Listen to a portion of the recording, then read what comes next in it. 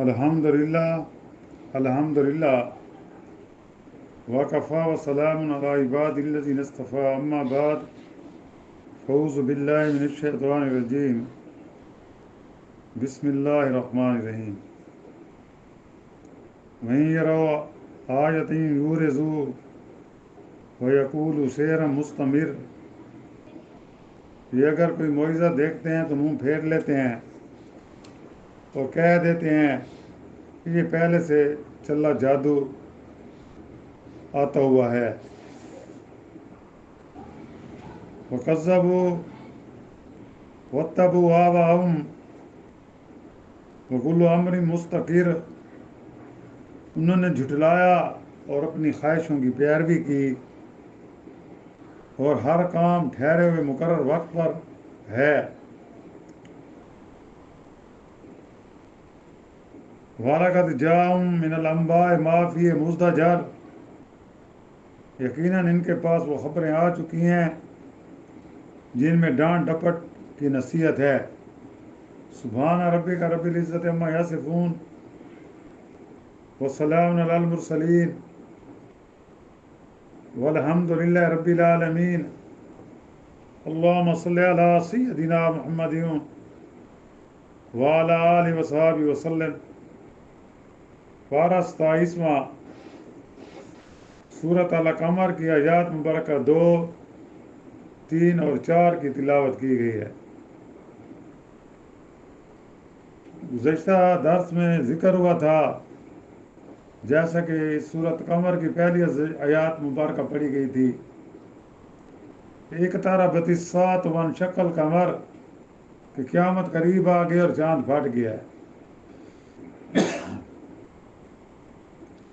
یعنی جب قیامت آئے گی تو چاند بھی پھٹ جائے گا، سورج بھی پھٹ جائے گا، یہ ساری کائنات جو ہے ہلا دی جائے گی، اپنی اصلی حالت میں نہ رہے گی،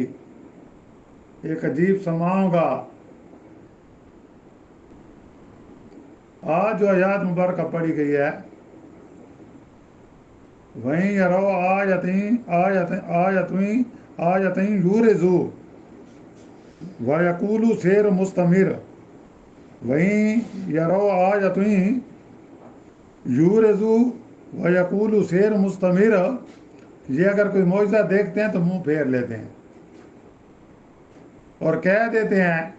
کہ یہ پہلے سے چلا آتا ہوا جادو ہے۔ جہاں کفار مکہ کی بابت کہا گیا ہے کہ جب انہوں نے آپ صلی اللہ علیہ وسلم کا یہ معجزہ دیکھا یا جنہوں نے سنا کہ آپ نے اپنی انگلی مبارک کے اشارے سے چاند کے 2 ٹکڑے کر دیے، انہوں نے منہ پھیر لیا۔ چاہے تو انہیں یہ تھا کہ وہ ایمان لے آتے، بلکہ اسے انہوں نے جادو قرار دیا کہ یہ تو جادو ہے، کہ اپنے اعراض کی روش برقرار رکھی۔ یعنی جتنے بھی انبیاء ہیں نا آپ صلی اللہ علیہ وسلم سے پہلے،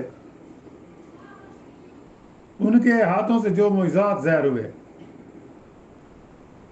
انہوں نے مطالبہ بھی خود کیا، تقاضا بھی خود کیا، اور جب معجزہ اللہ نے نبی کریم صلی اللہ علیہ وسلم کی یا انبیاء کی بات دعا سن لی تو معجزہ دیکھنے کے بعد وہ اپنے کفر پر زیادہ ڈٹ گئے، ایمان نہ لائے۔ تو کیا کہتے یہ تو بڑا جادو ہے، یہ بڑا زبردست جادو ہے۔ چاہیے تو یہ تھا کہ یہ جو ایک ایسی بات ہوئی ہے، انہونی بات ہوئی ہے قدرت کی طرف سے، اور یہ گواہی دے رہی ہے نبی اور رسول کے سچے ہونے کی، صداقت کی،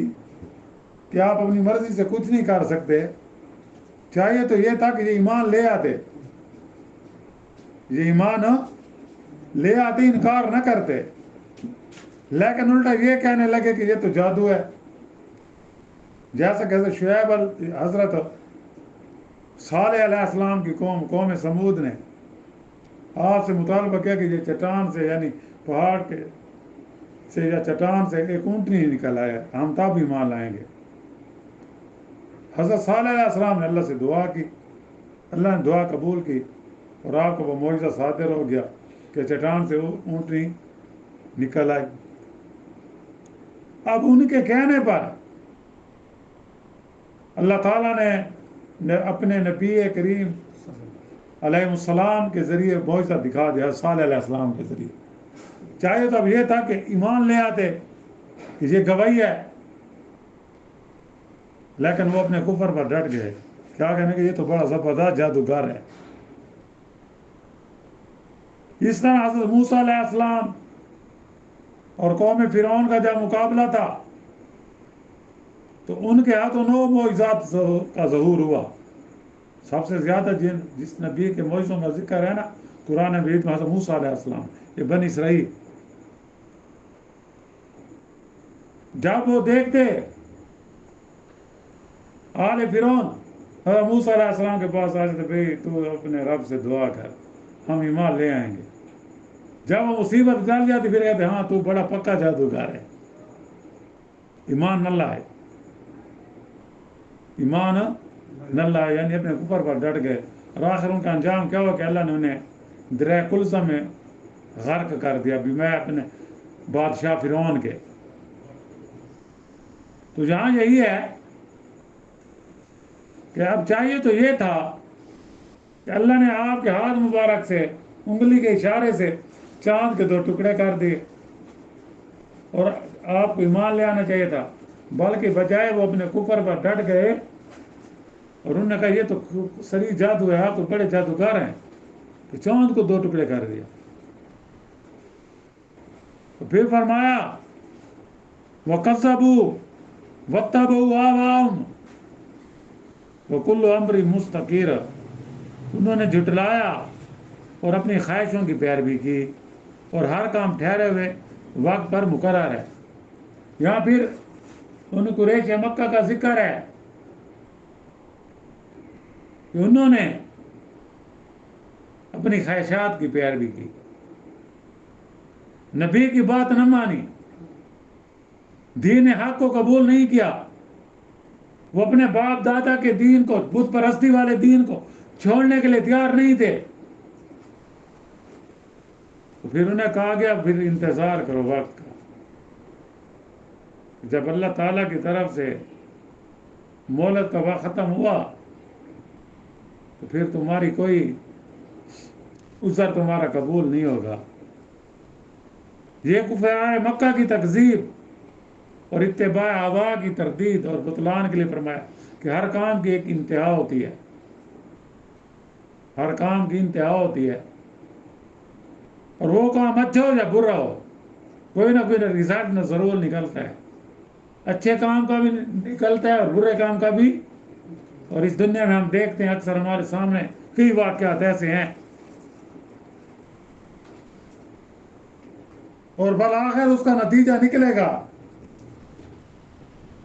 اچھے کام کا نتیجہ اچھا نکلے گا، برے کام کا نتیجہ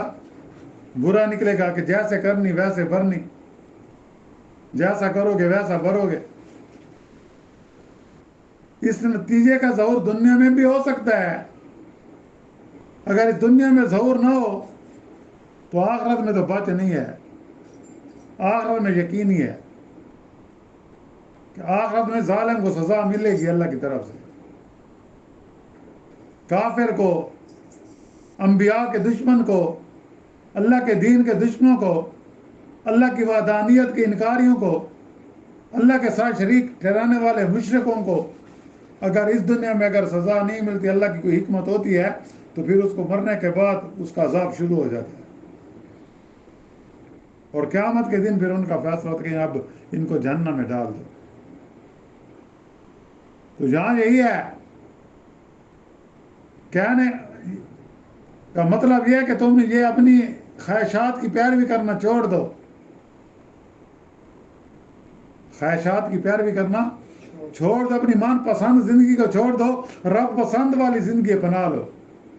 رب چاہی زندگی اپنا لو، تاکہ تم آخرت میں کامیاب ہو جاؤ، جہنم کی آگ سے بچ جاؤ، نہیں تو جب مہلت کا وقت ختم ہوگا، اور جب اس دنیا میں مہلت کا وقت موت بھی ہے، جب سکرات موت شروع ہوتے ہیں، انسان فرشتوں کو دیکھتا ہے، اس کی روح نکالنے کے لیے جب آتے ہیں تو اس وقت کہتا ہے مجھے 1 منٹ کی تو مہلت دے، تو مہلت نہیں ملتی، توبہ کا دروازہ بند ہو جاتا ہے، اور اس وقت انسان پچھتاتا ہے کہ کاش میں نے اپنی من کی نہ مانی ہوتی، رب کی مانی ہوتی، لیکن اس ماننے کا کوئی فائدہ نہیں، بس مہلت کا وقت ختم ہو گیا۔ اور پھر فرمایا وَلَقَدْ جَاءَهُم مِّنَ الْأَنبَاءِ مَا فِيهِ مُزْدَجَرٌ، یقیناً ان کے پاس وہ خبریں آ چکی ہیں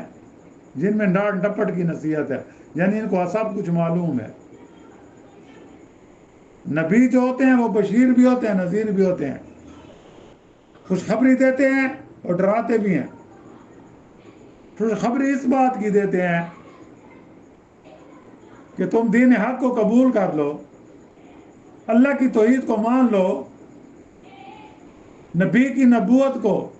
رسول کی رسالت پر ایمان لے آؤ، اللہ نے جو کلام اتارا ہے اس پر ایمان لے آؤ سن کے دل سے، اور یہ بھی یقین بنا لو کہ ہم نے دوبارہ زندہ ہونا ہے، آخرت ہے جس میں ہم سے ہمارے اعمال کی بابت پوچھ گچھ ہوگی۔ اگر ہم نے انبیاء کی بات مانی، اگر ہم اللہ کے احکام پر چلے، تو پھر